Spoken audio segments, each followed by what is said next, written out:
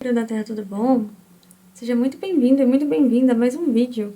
Hoje eu vou falar sobre a intuição, se o tempo existe e o despertar da consciência. Você já teve alguma intuição? Você já soube de algo, mas não sabia como você sabia?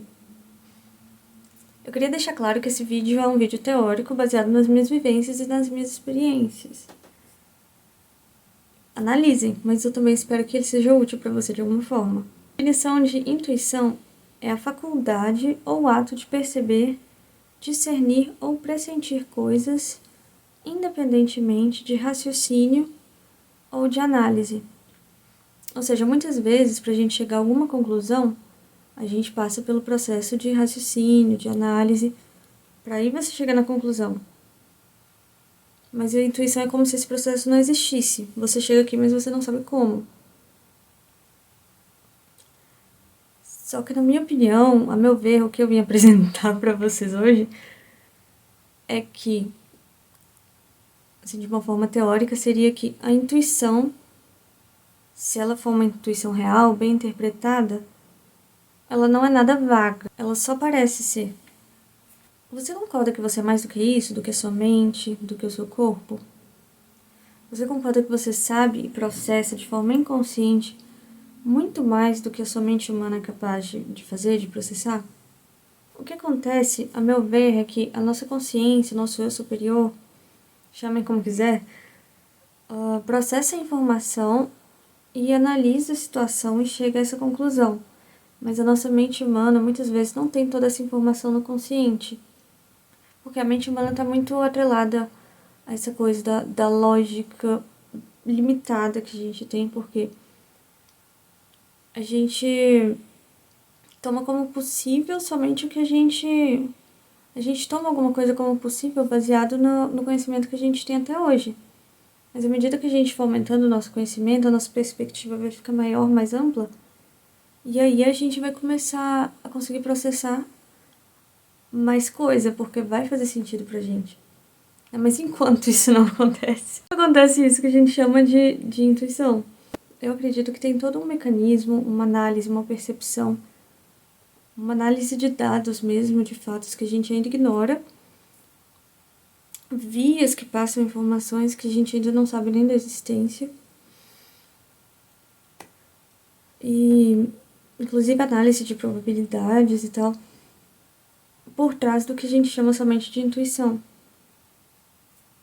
Mas repito, o que a gente chama de intuição quando ela é bem interpretada, quando ela não é tendenciosa, fantasiosa, ou até mesmo uma informação que a gente recebe, só que ela é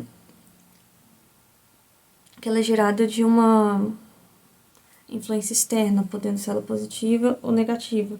É importante a gente ir se capacitando para conseguir perceber isso também, quando há algum tipo de informação externa que chega a nós, né? Porque ela pode ser alguma coisa boa, a gente pensa, tive uma intuição, mas pode ser um amparador, uma amparadora te dando alguma dica, mas também pode ser alguma intuição não muito desejada. É interessante que a gente se capacite para saber perceber isso. Muitas vezes pode ser que você tenha algum tipo de clareaudiência, algum tipo de percepção além dos cinco sentidos, mas é interessante que você saiba analisar, não somente pelas palavras, mas pela energia, pela sensação, com o que isso gera em você. É legal a gente ir se capacitando, né? Nós costumamos ter intuições de que algo vai acontecer, ou uma intuição de que algo aconteceu, mas a gente não sabe como que a gente sabe que aconteceu, ou podemos ter a intuição de que algo está acontecendo nesse momento. E a gente também pode ter intuições antes de tomarmos decisões, isso acontece muito. A gente não sabe porquê, mas a gente tem a intuição de fazer uma escolha X ou Y. E é claro que também ocorre no processo da gente tomar decisão, de a gente tomar decisão baseada em informações realmente que a gente veio coletando, em raciocínios conscientes. Isso também acontece o tempo todo, né? E é o que mais acontece. Mas o que eu tô falando é quando não há essa análise prévia, pelo menos não processada no consciente da nossa mente humana, e a gente tem essa informação. Então, nós podemos ter intuições referentes ao passado, presente e futuro. E por que isso acontece? A meu ver, e também na opinião de várias outras pessoas, a gente já está chegando à conclusão de que a consciência é atemporal. Até porque tempo e espaço é relativo, né? Então, a nossa consciência existe independentemente do tempo, pelo menos independentemente do tempo como a gente conhece. Né? Porque isso, assim, já é comprovado cientificamente que o tempo pode passar de uma forma num planeta, pode passar de uma forma diferente em outro. Então, como é que fica isso? Se você vive uma vida aqui, uma vida lá. Mas, enfim, a nossa consciência existe independentemente do tempo. Pelo menos independentemente do tempo linear, como a gente está tão acostumado a lidar com ele nesse tipo de experiência que a gente está vivendo agora. O fato da nossa consciência ser atemporal permite que ela processe as informações com tanta liberdade. Porque, na realidade, espaço e tempo também são informações. Eu costumo pensar que, assim, espaço-tempo é como se fosse um endereço, uma localização no cosmos. E a nossa consciência viaja através dessas localizações, desses pontos. E à medida que ela vai viajando no espaço e tempo, isso assim, parece uma coisa distante, a gente pensa assim, espaço-tempo, a gente imagina um planeta lá longe.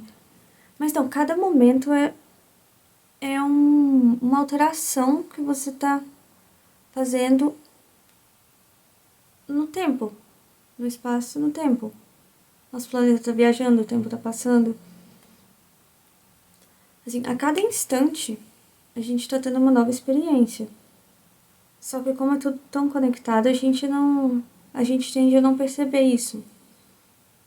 Ou pelo menos não tende a não lembrar disso. Mas enfim, quando nós temos uma intuição, é como se a gente trouxesse para o consciente da mente humana, de certa forma é um estado limitado de consciência, algo que você processou na sua consciência de forma mais liberta.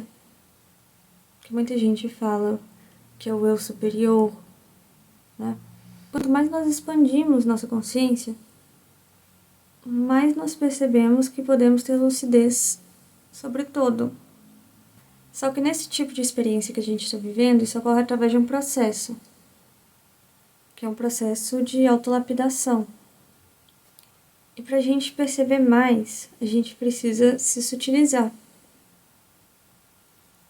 Pensa nas camadas de uma cebola.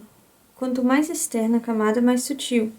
E quanto mais denso, mais interna. Não é que uma seja melhor que a outra, eu acho que tudo faz parte, tudo é necessário. Mas quem está na camada mais externa vai ter uma visão muito mais ampla das anteriores.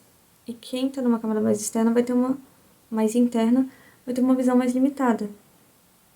Então, quanto mais sutil, maior sua percepção sobre o todo. E como a gente se sutiliza? Nesse processo de autolapidação, porque nesse processo, né, alguns falam reforma íntima, lapidação, sutilização, a gente vai se livrando de toda a sujeira mental, energética, psicológica que a gente vai acumulando ao longo das nossas vivências.